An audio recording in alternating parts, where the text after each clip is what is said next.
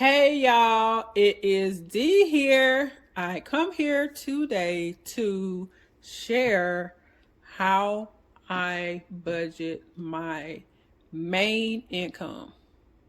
So, if you are interested in seeing how I budget my main income, please stay tuned. Okay, so let's just jump into this video. So, in my previous budgets that I shared for my main income, which I will link up above in the cards, I use this format right here. And what I am changing is that I am switching to a worksheet that was created by Tasha from Mind Your Money. She released this new worksheet after I filmed my video, so it was earlier this month in May. So this is what it originally looked like. And now I will be actually using this worksheet right here from Tasha. What I did is I purchased the Excel version because I wanted to be able to change some of it to make it personalized to me, but still keep the same format of the worksheet. So I just made some minor changes, as in I added my name, I changed some of the titles, and a couple more changes, but nothing like really major. So this is available on Tasha's website. Tasha Loves Life. Her channel is Mind Your Money. I will link her channel and her website down below. But this is what my budget is going to look like for the month of May, which is going to be quite a bit of changes because this has been a different type of month for my income, at least. So, but yeah, I wanted to explain how I exactly budget for my main income, because it is slightly different than the way most of the budgeters do it in this community. So I wanted to kind of explain how I do it and why I do what I do.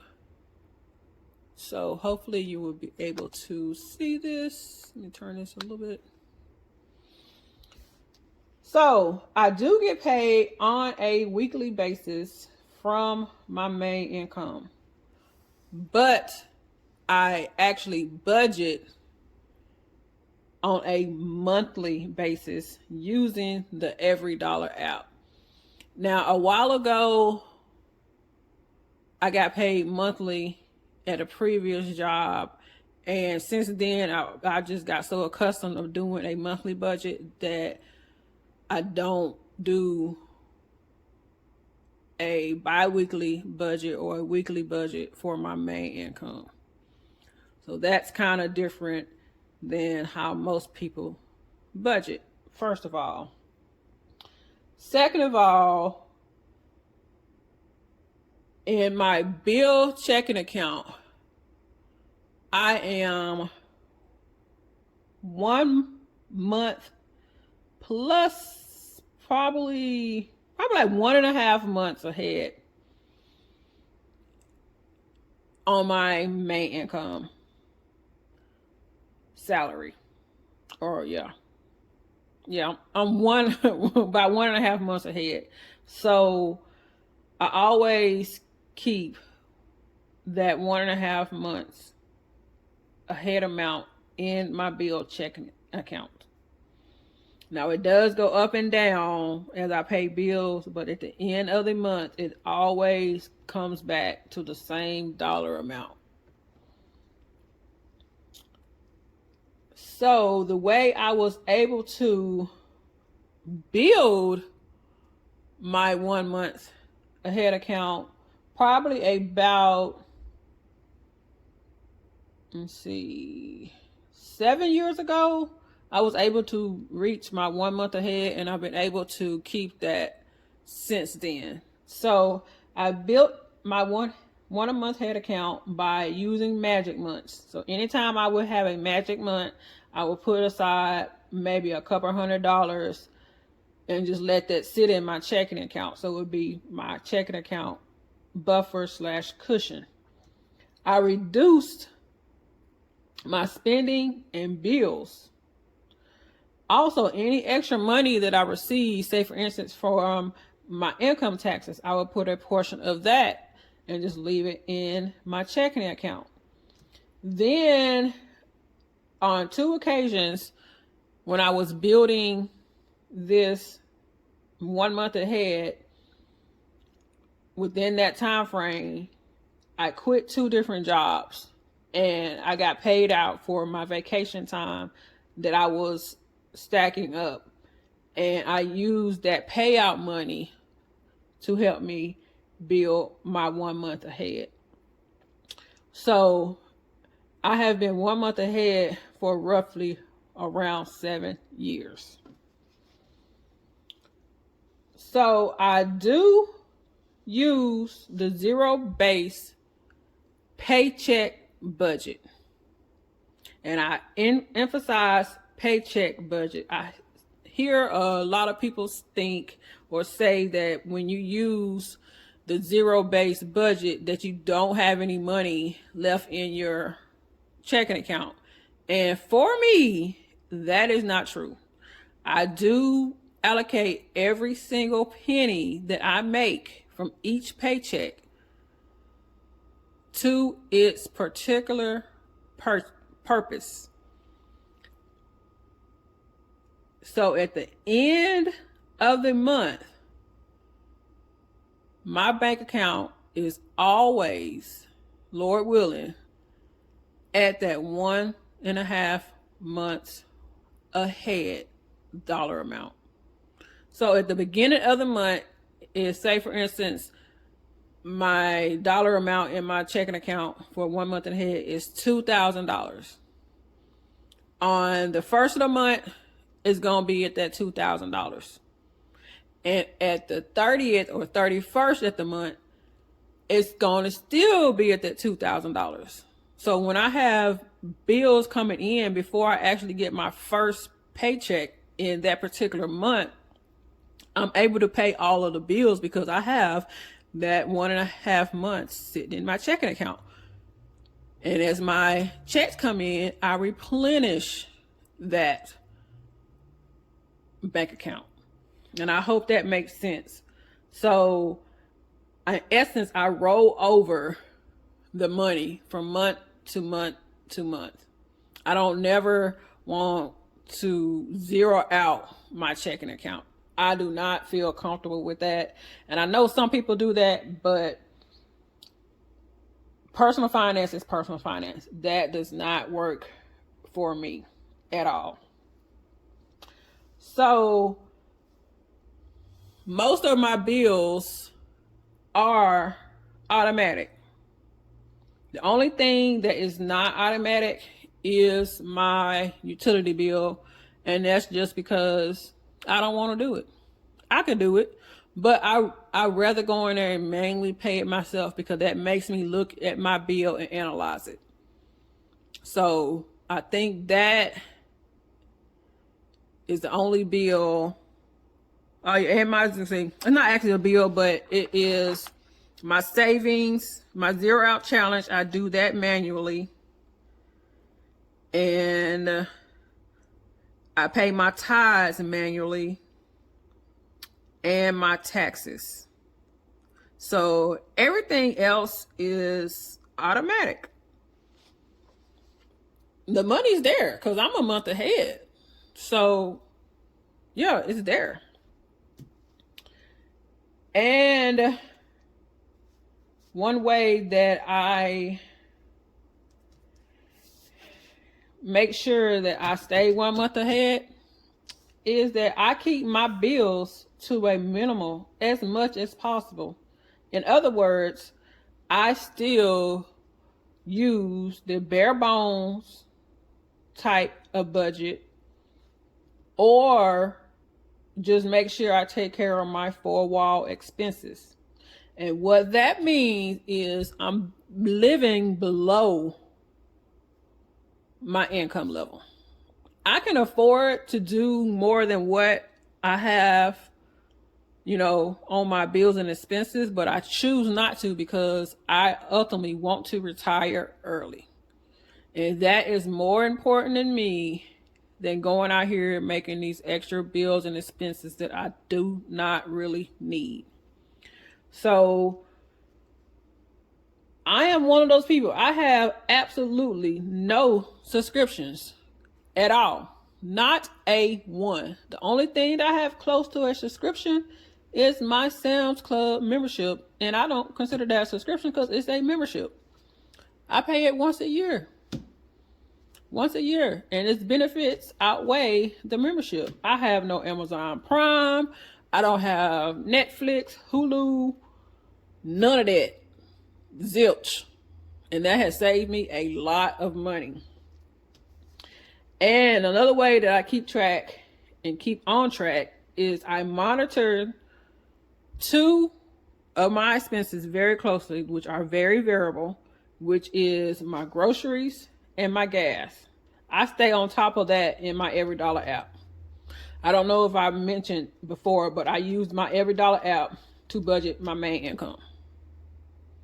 So that's another way that I keep 1 month ahead. And when I go out here and estimate my income, I budget for the least amount I expect to earn for the month.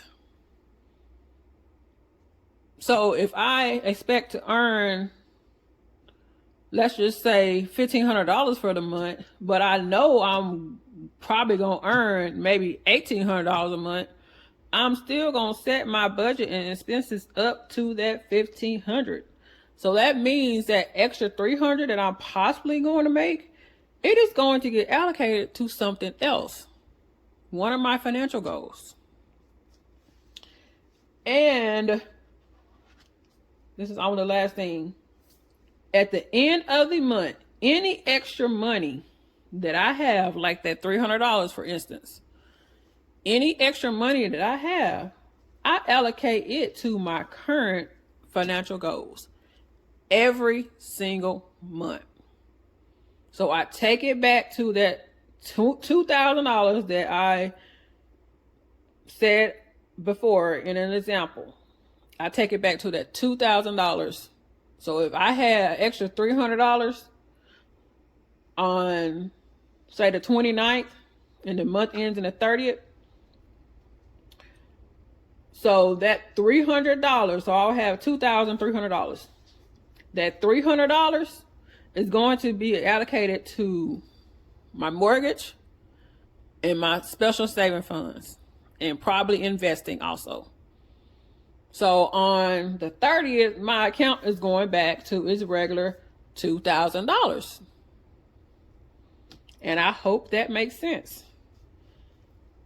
And remember, this whole budgeting thing is personal. Budgeting is personal, and this is what works for me. I'm not trying to go out here and tell anybody to do what I do, because what I do may not work for you. So what I am doing is hoping that this video can help you somehow take some points and apply it to your budget if that may work for you. So that is my whole point of sharing this. And I hope that you was able to see everything. I did have it here. I might just do like a freeze frame right here once I edit so you can see it. But personal finance is personal. This works for me. I am a different type of budgeter. Like, for example, I do not use cash. I don't use cash. I rarely use cash. I am the opposite of most people. If I have cash in my wallet, especially small bills, which are 5 and tens, and ones, I would just go buy something just to spend it. And I found that out about myself probably like 10 years ago. I was like, okay, carrying cash, that doesn't work for me. So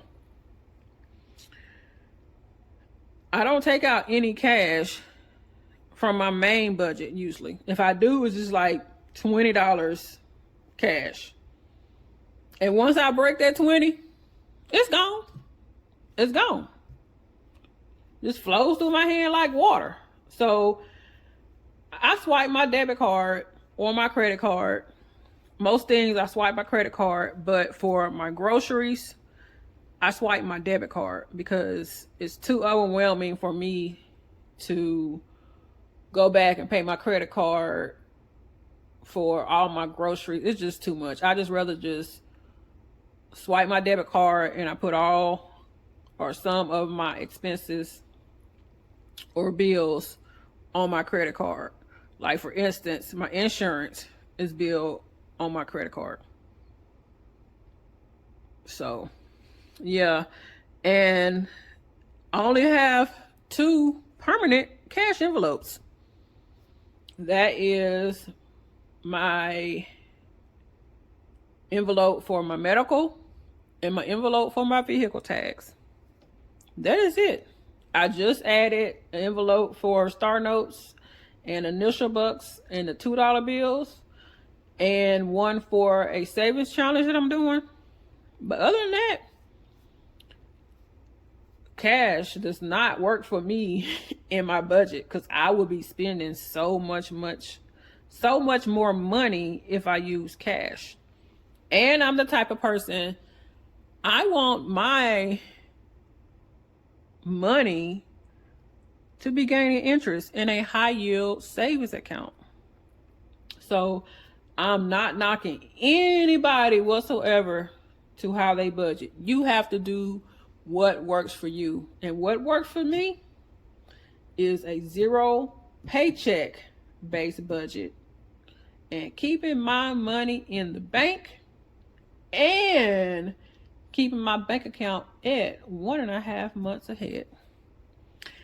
And I hope that this video helps somebody and helps explains how I choose to budget my main income.